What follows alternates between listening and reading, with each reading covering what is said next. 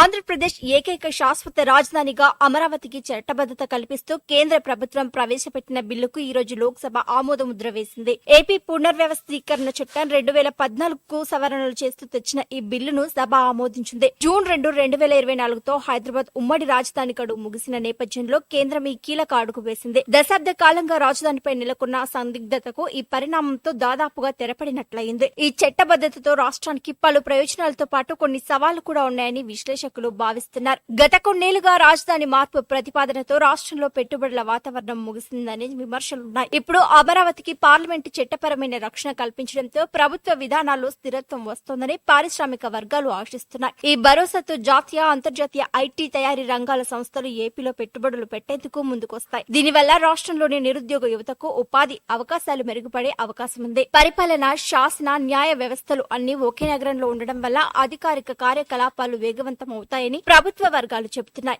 ఒకే చోట వ్యవస్థలుంటే పరిపాలన పరమైన జాప్యం తగ్గుతుంది. సామాన్య ప్రజలకు కూడా తమ పనుల నిమిత్తం సచివాలయానికి, హైకోర్టుకు వెళ్లడం సులభతరమవుతోంది. కొత్త చట్టంతో అమరావతిలో నిలిచిపోయిన నిర్మాణ పనులు మళ్లీ ఊపందుకుంటున్నాయి. రాజధాని ప్రాంతంలో రియల్ ఎస్టేట్, రోడ్లు, భవనాల నిర్మాణాలు వేగవంతమైతే ప్రత్యక్షంగా, పరోక్షంగా వేలాది మందికి ఉపాధి దొరుకుతోంది.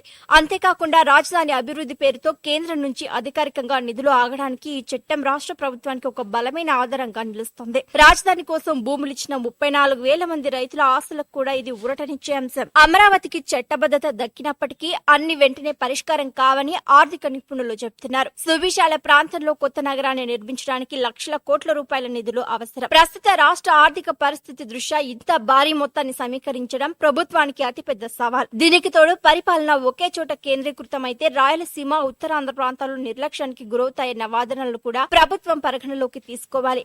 ఆయా ప్రాంతాల ప్రజల్లో ఉన్న అభద్రతా భావాన్ని తొలగించి రాష్ట్రమంతటా పారిశ్రామిక, ఆర్థిక అభివృద్ధి సమతుల్యంగా జరిగేలా చూడాల్సిన బాధ్యత కూడా సర్కార్పై ఉంది.